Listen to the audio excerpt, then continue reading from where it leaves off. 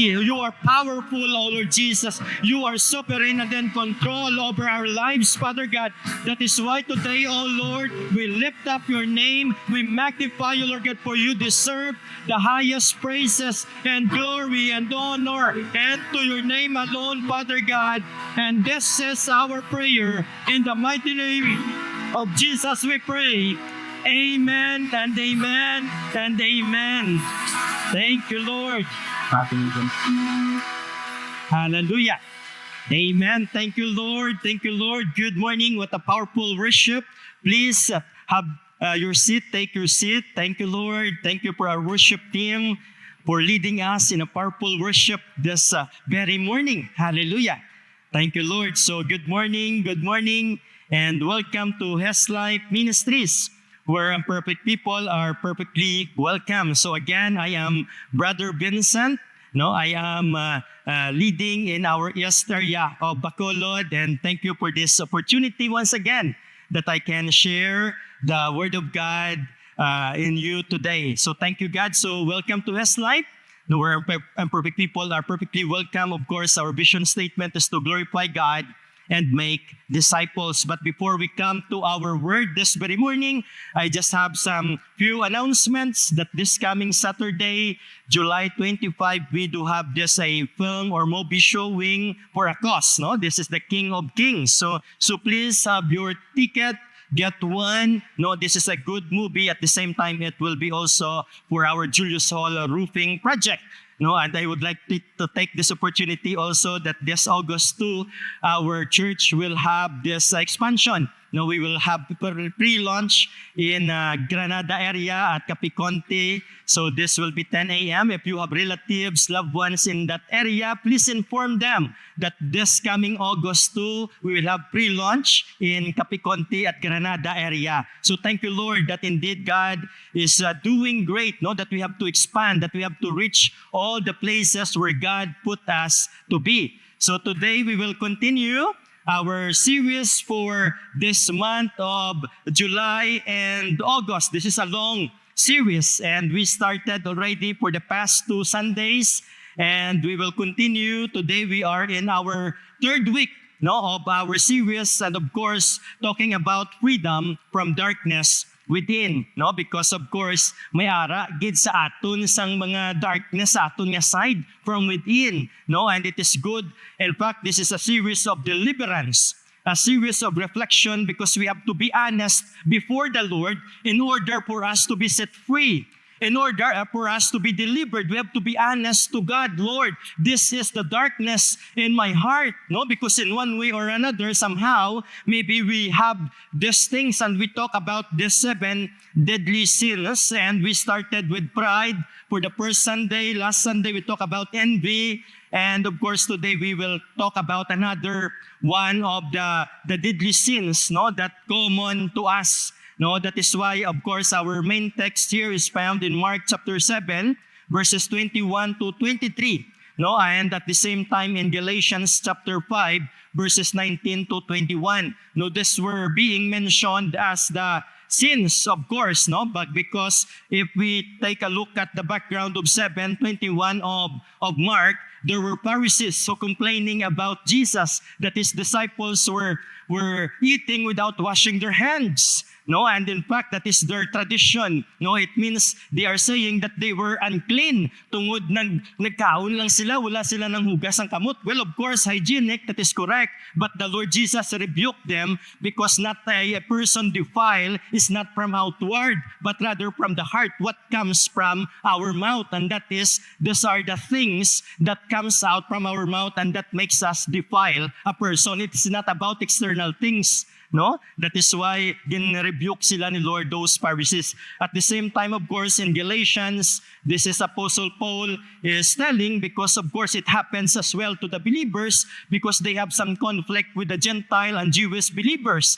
That the Jewish believers would like you to follow the Mosaic law, the traditions. And of course, Apostle Paul again rebuked them that indeed Jesus already done this. You don't have to do these traditional things, but rather it belongs to the Lord. So of course, thank you, Lord, for those things. And we combine this we come up with the 7 deadly sins. And today we will continue with another sin, which is wrath. No, it means turning wrath into peace. No, and of course later on we will understand what is wrath. No, and as we continue, wrath is like a fire. It spreads quickly and consumes everything in its path. No, daw muna siya ang pag-describe natin sa wrath. While peace is like water. It comes, refreshes, and restores. No. That is why the question, where do you belong? Ara ka bala, dara nga do kadasig sa imo mga kig. Or you are calm lang. Do may peace lang yan sa imo. Din kada na belong. No? Na kung may mga bagay-bagay lang ay baw, hindi mo gid mapunggan, mariak kagid. Kag mag-complain, kag later on mga kig. No? That's anger. No? So where do you belong? No? That is the question today. Well, wrath it means when anger controls our reactions and relationships. Later on, we may understand that anger is okay. Okay lang mga kig, no? At the same time, wrath promises justice. No, gambal ni sila. Pangakig da kay, kinanglan mo justice. Kay kung magipos-ipos ka lang, ginasimu-simu ka lang. That is why, magakig bala. No, kisa mabatian, tanaw ko may mga complain nga why ka ginasapak. Pangakig, kay para mabaton mo ang justice. No, amo nang promise sang wrath, amo na sang anger nga, of course, amo nang control sa aton. Anger controls our reactions and relationship. That's supposed to be, we are the one to control our emotions. No, galing ang anger, ba hindi mo gid makontrol mangakig kagid. So these are the promises. Utod ko, everyone experiences anger. Sino diri ang way pakagi pangakig? No? Mayari diri bla nga hindi kaya kabalo mangakig. No? No, kisa magmamangkot ka na sa iban, mambal na sila si Vincent bala, hindi na kabalo mangakig. No? Amo na ila pagkakilala nila sa akon, pero wais na kabalo ka pangakig man kuang. Galing kon mangakig kuya, gahipos lang ko.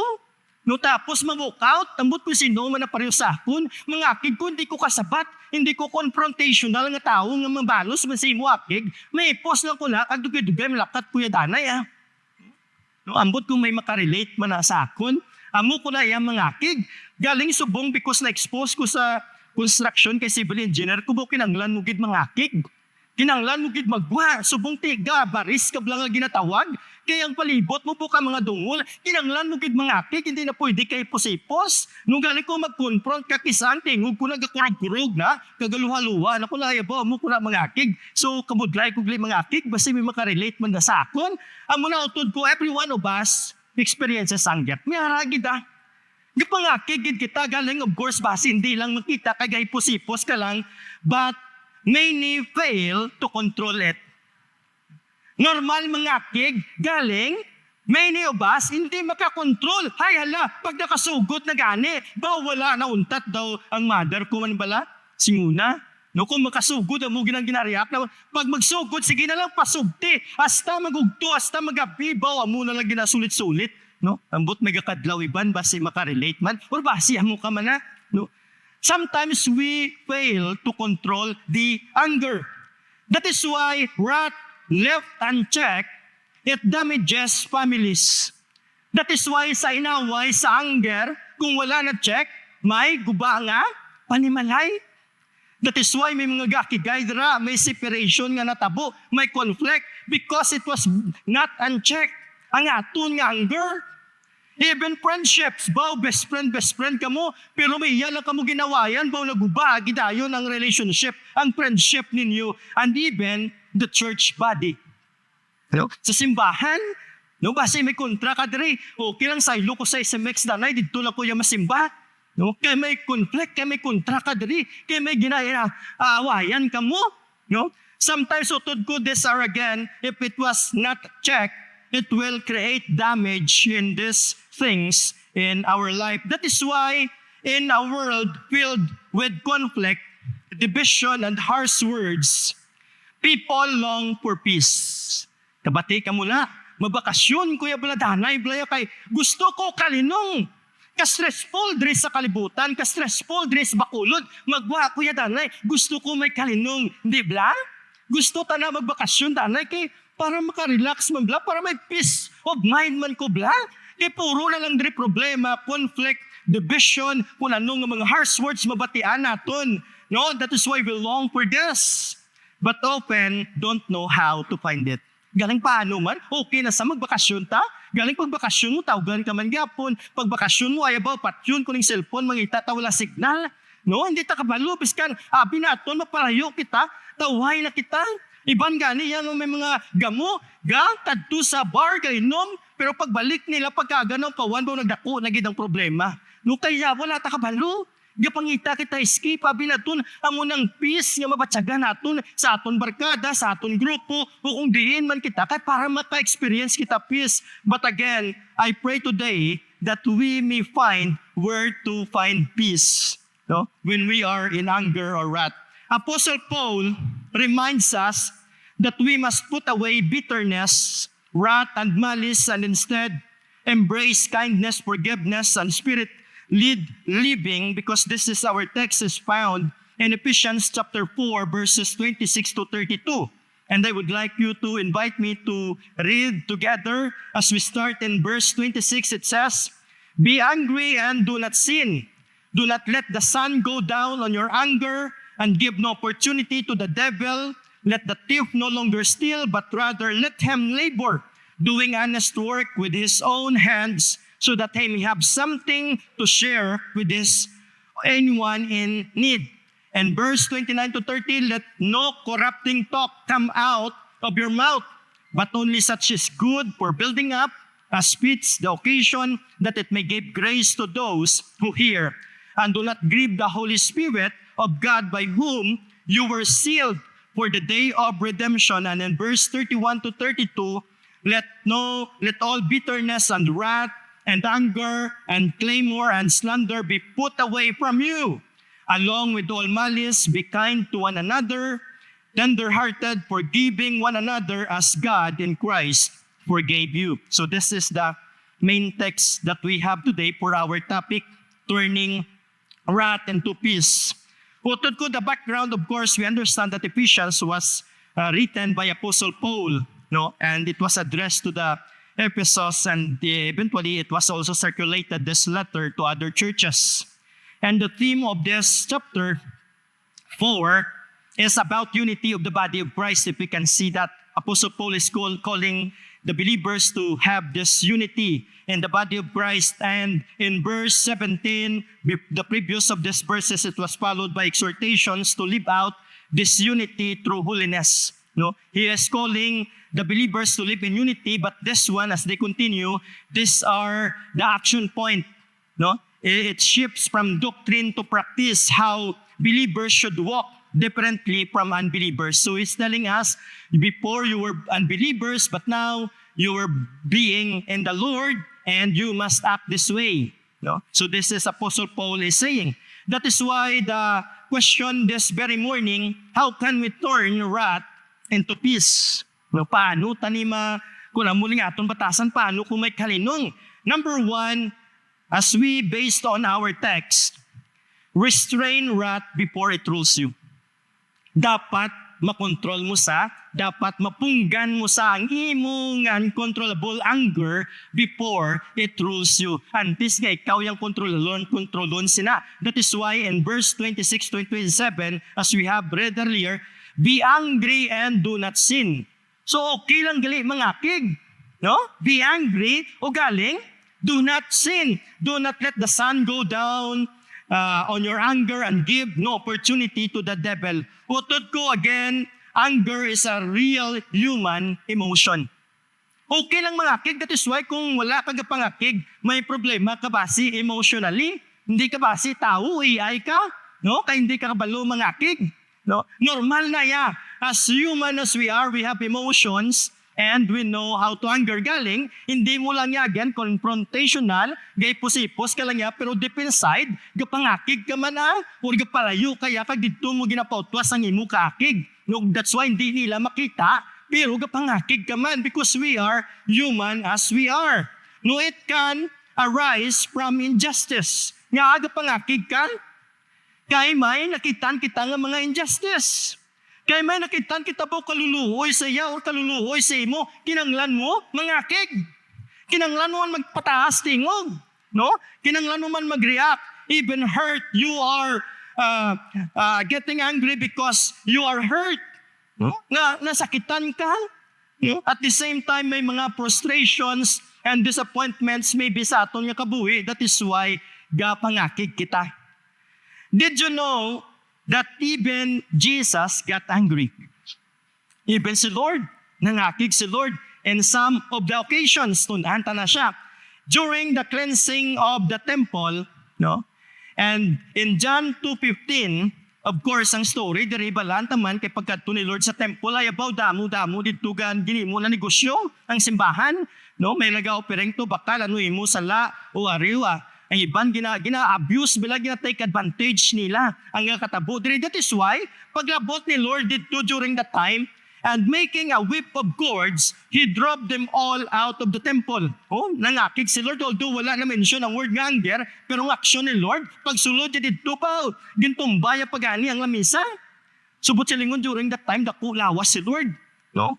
Kay isog si Lord, nangakig sa, and these people drove them all out from the temple with the sheep and oxen, and they poured out the coins of the money changer. No? Mayroong wala may nagbato to kay Lord during that time and overturned their tables. So nangakig si Lord during this time. No? At the same time, of course, nabalaan taman utod ko that Jesus' anger was against corruption. It was against the misuse of God's house which was meant for prayer. Literal man, understand tani, nga okay ka mangakig, galing ang ginakigan mo, hindi ang person. Ang ginakigan mo ang gakinatabo. There is a corruption happening. That is why akig ka sa flood control. No, di bala ka monitor ta kitanaw ta akig ka sa corruption nga gakinatabo sa gobyerno. No? Okay na sa we are angry on those things because hindi man niya tao. That's why ka-pray tayo sa aton government leaders kani. Lord, kabay patagan sila wisdom.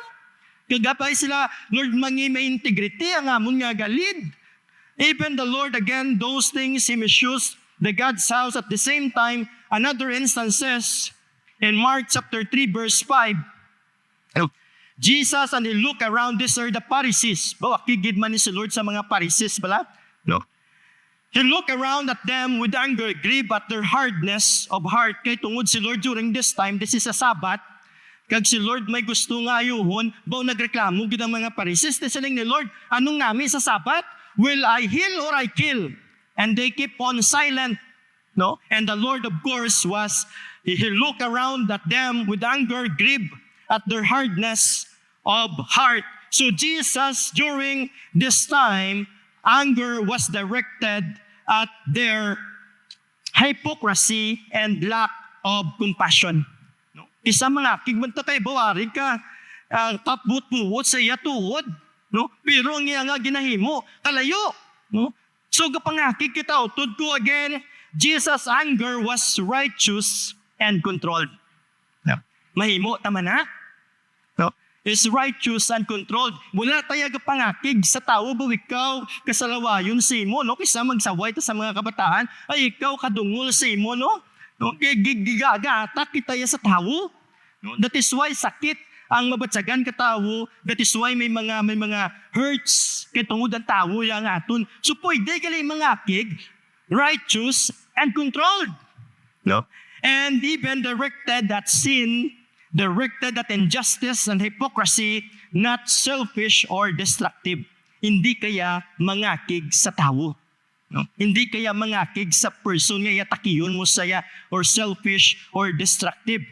No, that is why even in Ephesians chapter 4:26, it says, be angry. Namin isa sa Amplified Translations, kaya daw din-highlight niya pagid bala, be angry. Din ka mga kig at sin, at immorality, at injustice, at ungodly behavior, yet do not sin. So, utod ko, that is why kung may mga kig sa aton, base ginasaway kita because of the immorality, salamat. No? That is why gambal kita, you will rebuke us, you will correct us, akigi kami kung may nakitaan kamo sa amon, sa aton nga mga leaders, nga gahimo sang immorality, injustice, and ungodly behavior, akigi. No? Because they are doing these things. But of course, not a person. We have to restore a person. But what they are doing is not acceptable. Amuni sa blang ginambal ta perme, nga acceptance kag nga approval. No, may difference gina. We accept you of who you are. Kung ano ka man, makasalasa. Damo-damo ka man sala, whatever status mo man sa kalibutan, gina-accept ka naton, gina-accept ta ang utod naton. But it means, ang imo yung nga ginahimo nga kalainan, why ta na gina-approve. No? Hindi ta na yan magpasugot, upod ta yan, migahay ta, miguhay ta, pero ang imo ya, friend kita ya, gina-accept ta ka, pero ang ginabuhat mo ya, why gasiling anong udopod kita, gina-accept ko na, hindi. No? Why ta na yan gina-accept? That is why, be angry, yet do not sin. Kanami, it is like a wild horse, left unrestrained, runs widely and causes harms.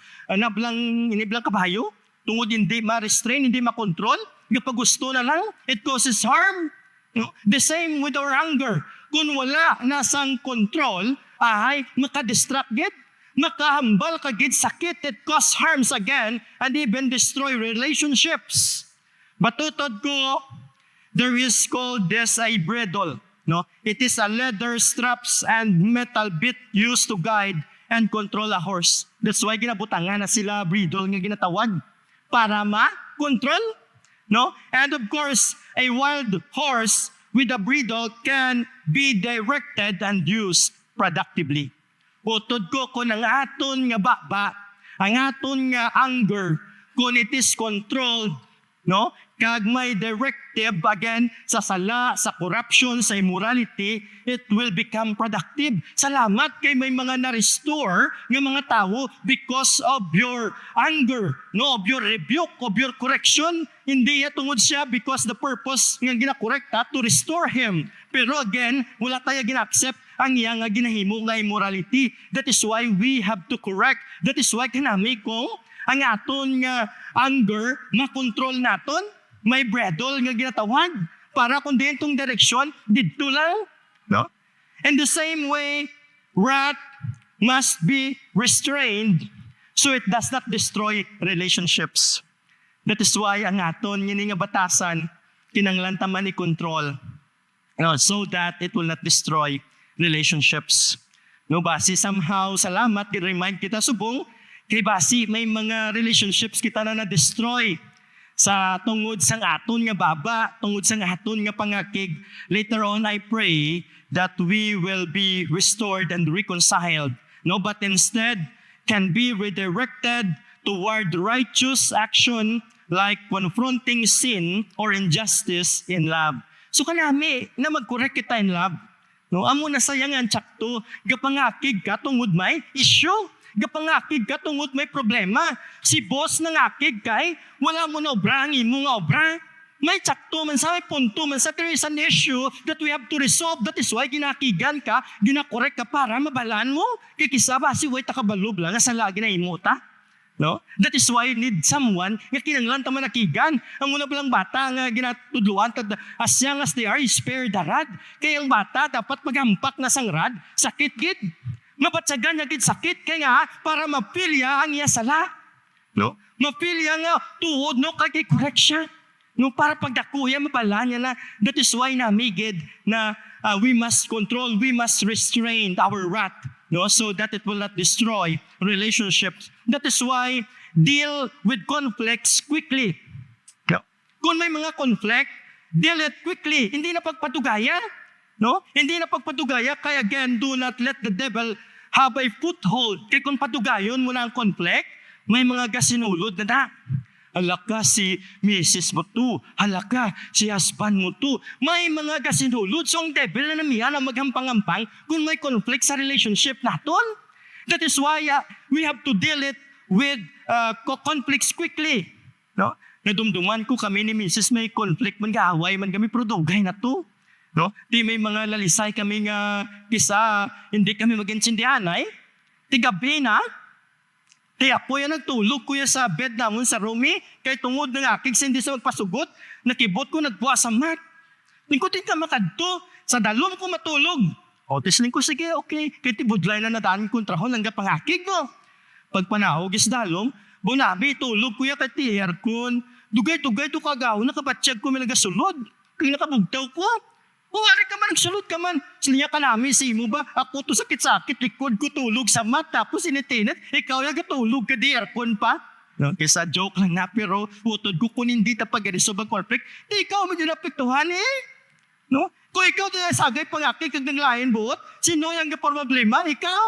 Ngami, ito yung tulog ko ya ako niya te. Hindi ka man magpasugot, kinasaryahan. Hindi ka antos ka to yung sakit, to yung tulugan mo, kaya namilit kag ito magwa kag init. No? That is why we have to resolve conflicts quickly. No? And at the same time, prayerfully and biblically. No, that is why kung may conflict kita diri subong, nga gambal ka time heals, utod ko wala, hindi ka mapati time heals. No? It is a choice. You have to choose forgiveness. Pat pangayo ka kaysa pride mo lang na mo time heals. Kaya wala ton ko to siya yung mangayo, patawad sa akon, hindi ko yung mangayo. No, you have to resolve it quickly. No, parang enemy, hindi na magdako. Kaya dako damok pa na-destroy or na relationship ma-destroy if we do that. That is why Ephesians 4:26, do not let your anger cause you shame or allow it to. No? In Amplified Translation, hindi na ang imo anger may makose mo shame. No kanya, kamu man mawayan, tistingin pala sa inyo, balay ko maginaway kamo, ay abaw ang tupad balay ninyo dito, lapta na sa inyo barangay, kamu man mawayan, gapon. No? That is why you do it in a private. No? You resolve it in a private. Hindi to pag-i-broadcast. Hindi to pag-i-post sa Facebook dayon. Kay pistahan na mo na dayon. Damo-damo comment, kag-like dayon. Kagang mga comment na negative pa, bayae, mga kulano pa. That is not the way, of course. No, that is why, do not let your anger cause you shame, nor allow it to last until the sun goes down. So that is why kanami, hindi pagbalik, nakastoryahanay kami, kag nagpayuhay kami dayon. Sige, tulog na tangaduwa No? Hindi na pagpadugayi. No? That is why choose self-control to the power of the Holy Spirit. Hutod ko, if we are on our own, budlay. No? Budlay control. Budlay restrain ang aton nga kakigun, no? Especially kung high blood ka, blabo kagamay lang guagi dayon. No? That is why we have to choose self-control through the power of the Holy Spirit, because self-control is a fruit of the Holy Spirit, and that is expected for us believers nga magwa ang self-control sa aton kabuhi. That is the result of our conversion. That is the result of our relationship to the Lord. There is a self-control in our lives. That is why ang anger, may control ta dapat. Makontrol ta. No? Choose self-control through the power of the Holy Spirit. That is why, Lord, empower us every day. Otherwise, magwagi kita sa aton kaugalingon. Let God's Word and the Holy Spirit guide your response rather than your temper. No? Let again the Word of the Lord and the Holy Spirit guide our response. Hindi yang mga temper ang manguna, ang makontrol, but may the Holy Spirit and the Word of the Lord will guide us on how we respond. So that is our number one. No, we have to restrain wrath before it rules us. Number two, how can we turn wrath into peace? Number two, we have to replace corrupt speech with edifying words. In Ephesians 4:29, let no corrupting talk come out of your mouth, but only such as is good for building up, as fits the occasion, that it may give grace to those who hear. So, this is Apostle Paul is saying that our talk should be edifying. Our talk should be, it will build each other's up. No? Amo na dapat kay kung dira kita gaaway, dira ngangger kagwa. If you can imagine this glass of water and our words is like a drop. No? One drop of poison can spoil the whole drink. Amo lang aton nga mouth, amo lang aton nga talk. No? May isa ka lang ka na hambal nga poison ay abaw malaptagid kag maguba kid ang aton relationship, even families, friendships, church, or whatever that may be, because of that corruptible words. nga nagwa sa imo baba. That is why our mouths are instruments of either destruction or healing. Diin that permi ang imo ginahambal. Is that to distract or to heal or to build someone? As believers, our speech must reflect the new life in Christ. No? It must be pure, purposeful, and grace-filled. That is why, sige na lang, no? That is why, gapatawad kita, kisa mahambal ng iban, grabe, no? Gininto ka na to. Okay lang yapon? Napatawad mo yapon? No? Because, of course, that is expected for us believers. No, that our life must be reflect the life of Christ, which is pure, purposeful, and grace-filled. Ako, singuna, kadungol gid man sa akon, especially sa work, no, when I was in abroad, sagad gid ko mambuli, kag sagad gid ko magpaaway-away tawo, namiyang gid ko na yan, gi-enjoy gid ko na yan, kung may sala, ay abaw, i-encourage ko pag gid na yan, idadatugat-tong gatungan mo pag gid na yan, hasta nga isa kaluluoy boyan, no? Amo na yan, kung singula nga ginakalipayan, no, mangbuli, kag mag-initiate, balasang para lang niya matamaning mo nga ang tao ni. At one time, Christian ako to, no, may gathering kami. Sa bus, no, reflect ko, sila rebuke ko ni Lord. Sila nga, Vincent, nagano-ano ka? You are already a Christian, pero ang imo babado, ikaw pa yung gauna-una sang mga malain, kag ikaw pa yung ga-initiate sang dinungol, nangayogid ko, sorry, sila ko, Lord, baw, sakto. Okay, kasagad sa ato niya na kalipayan, ato niyang kalainan sang iba niya. Sila ko, Lord, sorry, forgive me, God. At that time, bogin silent ko ni Lord. Yeah. Wala na tamayo gahambal. No, that's why kisa salamat ang duwas na subong doon na tala na bla. Nga kisa careful ka na sa imo nga ginahambal sa tao. No, salamat utod ko. Basi kita mo muna na namihan kita. I pray that the Lord will rebuke us. That the Lord will rebuke us. Nga hindi man tsagay hambal. Sang pagusto dira that it hurts, that it destroys others. But rather we have to speak truth in love. Encourage others and avoid bawarigid gossip or harsh words. Yeah? That is expected to us as believers. We have to speak truth in love. No galing Brad, pisado ka budlay mag-speak truth. Kaya makontrahanay ka mo. You speak the truth that is in love. Tungod gusto mo siya ma-restore. Tungod gusto mo siya mabalik sa Ginoo. Ang balon mo sa sangkamaturan.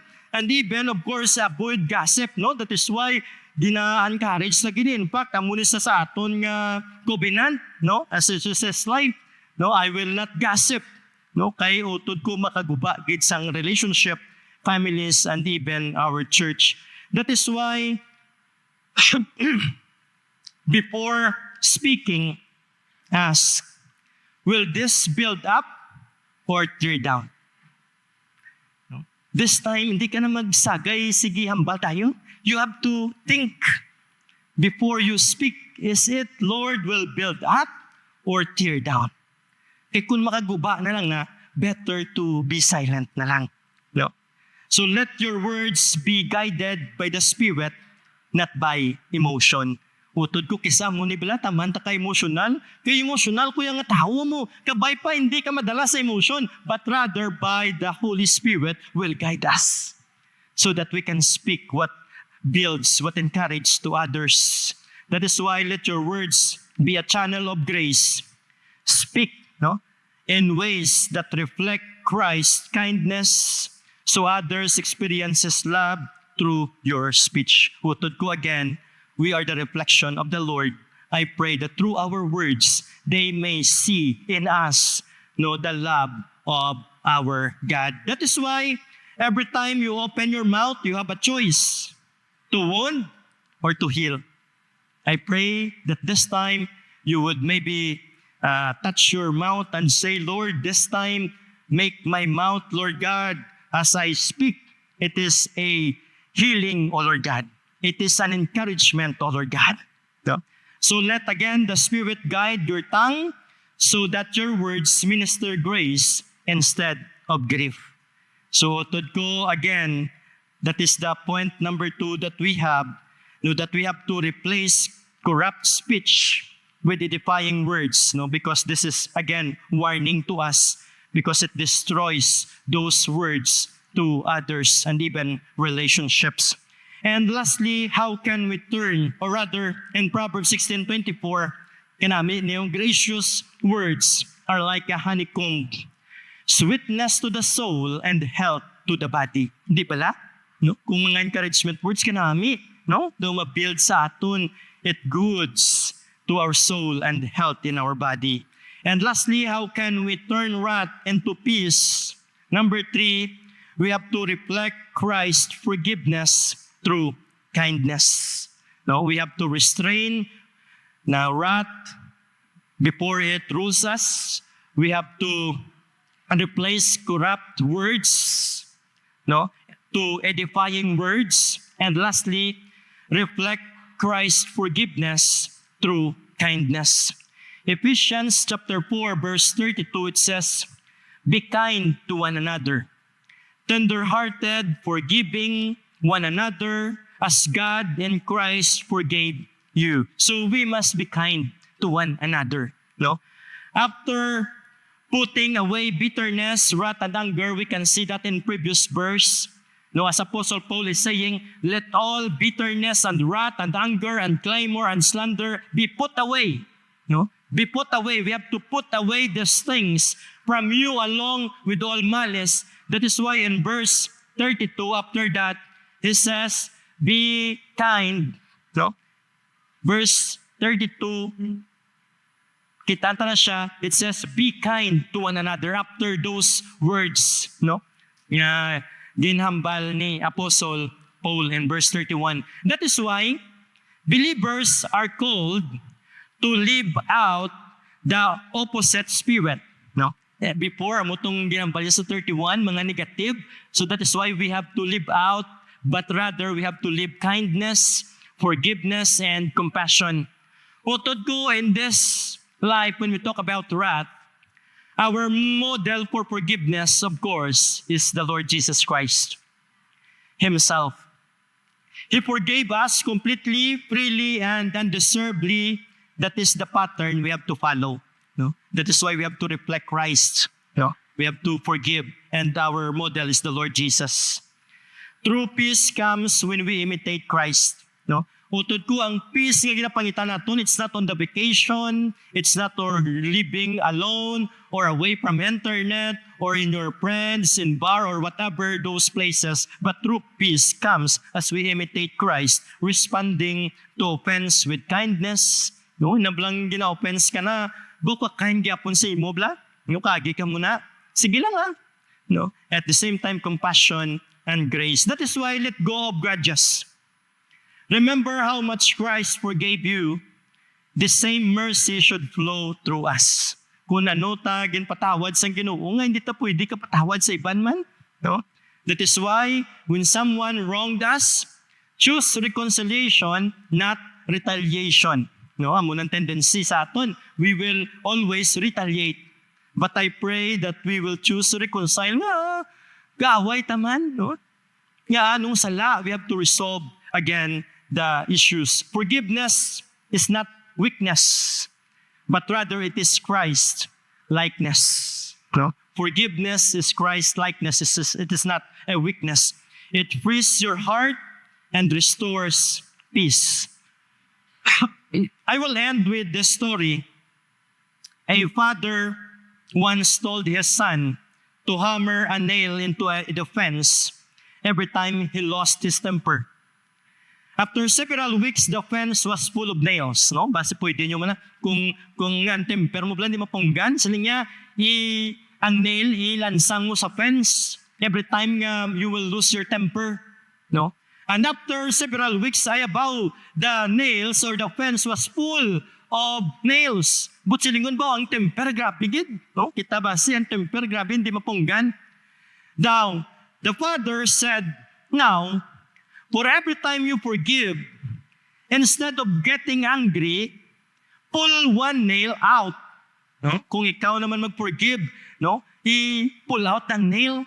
And days passed, and eventually the boy removed all the nails. No? kag na-remove yaman. And the father smiled and said, "You've done well, but look closely, the holes are still there." No? Nag-forgive ka, no? You have a hot-tempered person, naglansang ka, then you forgive. Nagpatawad ka man, utod ko, but the holes are still there. The holes are still there. Anger leaves scars. Sabi natin, not normal lang nga pangakig. Sabi natin, natural lang. Batutod ko, we don't know that it leaves scars. Ang imo nga anger, it is not uncontrolled. Nagabilinda sa tao, nga ginakigan mo, or whoever that is. It leaves scars, but forgiveness, salamat, fills them with love. Utod ko, as I meditate this, I remember when we talk about holes, I remember the hand of the Lord Jesus. The holes in the hand of the Lord Jesus. Yes, we have scars because of what we have done. But thank you, God, as we forgive, I pray that we will reflect the life of the Lord Jesus, the forgiveness of the Lord Jesus, so that it will be filled with love. Because that is what Jesus did to us. We hurt Him. In fact, kita gani ang naglansang sa iya. Sa ngaton yung mga sala. Damo-damo, kung nga lansang nagyan ni Lord ko, damo to kung siyang fence. Then mga ito, Lord, sorry. It retains the scars. But salamat, because of the love of the Lord, no, it will feel, no, madula lang nasa because of the love of the Lord Jesus. That is why when we forgive as Christ forgave us, we don't just remove the nails. We let His love heal the holes. Utod ko, I know somehow in one way or another, basi may mga holes dira, may mga pain dira sa imo tagipusoon because of those people who hurt you, those people nga ila temper, hindi mo mapungganas na subong gatumot ka. I pray that you will release forgiveness. And as you release forgiveness, you remove the nails in your heart. At the same time, utod ko may scars pa na, and let the Lord heal that scars that remains in your heart. The hole in the hand reminds us that love leaves mark. And that is the love of the Lord Jesus. It leaves the mark on Him, not on anger, but because of His mercy to us. That is why wrath turns into peace when we restrain it, replace it with edifying words, and reflect what Christ has done for us. Only then can we experience the true peace that comes from Him. Now, if you are looking for peace, of course, we have to turn this wrath into peace. It comes from the Lord. The peace that heals heart, restores relationships, and reveals His grace through our love.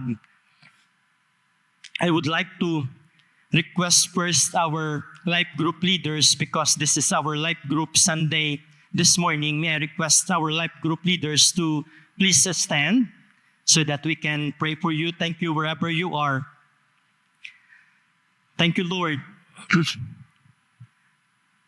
The word today is a reminder for us that as a believer, as a leader, as a follower of the Lord Jesus, may we control our anger. May we restrain our anger, our wrath. May our words comes out would be edifying, encouragement, and building up with those under our life groups, not to hurt them, not to destroy them. And lastly, as a leaders, we are reflecting the life of Christ through us, through our words, so that people may get healed, may get restored. And thank you for today that you are doing that before the Lord. And we may continue that the Lord, the Holy Spirit will empower us, because there were times gapangakig man kita sa lawayon ka mga life group memberta kisa kapugong kala salamat Ginoo, no? That is of course the result of being a leader, a follower of the Lord. May mga salawayon gid, but salamat, we can still forgive them, we can still build them, we can still heal them and restore them. That is our goal. That is why I would like to request to extend our hands to our life group leaders, because the responsibility that they have, they are our processing pastors. Kami ga-preach lang diriya, but these are indeed amuling gapasan kagasalo sang mga problema sang aton yung mga life group members to be part of them. So please, let's pray for them. Hallelujah. Father God, thank you, Lord, for our life group leaders, Lord God, standing here before you, Lord Jesus. Thank you, Lord, for their decisions to follow you, God. Lord, even though there are times, oh God, we have our own problems, oh God, but thank you, Lord, that you are with us, oh God. Hallelujah. And today, Father, as we stand, O Lord God, we commit again to you, Lord Jesus, that as a leader, Lord, people is looking to us, O God, that, Lord, I pray that we may restrain wrath, O God. I pray, O Lord, that we may control anger in our lives, O Lord Jesus.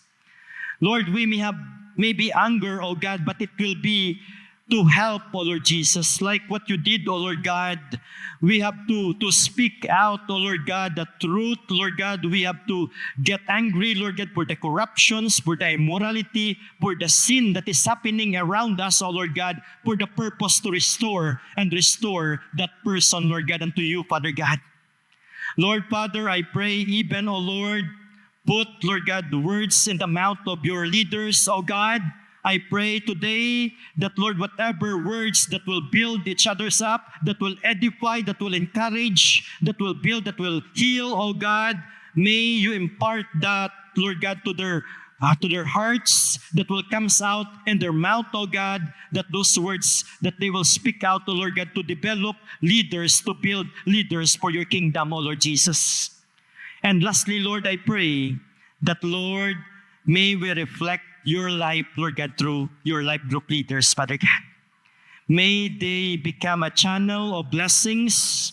May their, Lord God, their lives, Lord God, be a channel of restoration, that people may see love, Lord God, through them, Father God. That is why I pray that you will empower them, cover them, Lord God, with your love, O Lord Jesus. I pray, O Lord, that their relationship in you will be closer and closer, O Lord.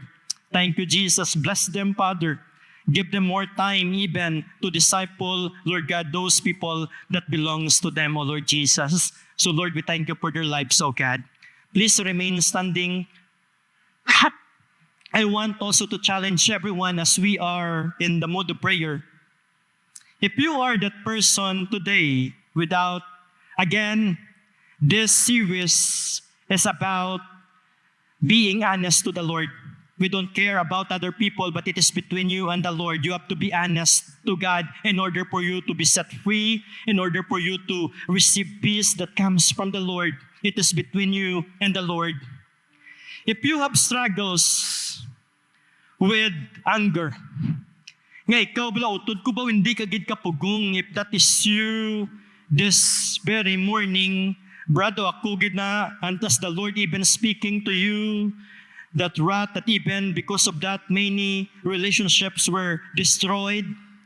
It is between you and the Lord. I would like you to request to stand so that we can pray for you. Again, you will only release, you will be set free if you will be honest before the Lord. If that is you, bao may problema, gid ko sa anger, sa tempered, bao ga-high blood, gid ko bao gapangaki, gid ko dayon kung ano na ang mahambal ko. If that is you, hallelujah, just stand and surrender that before the Lord.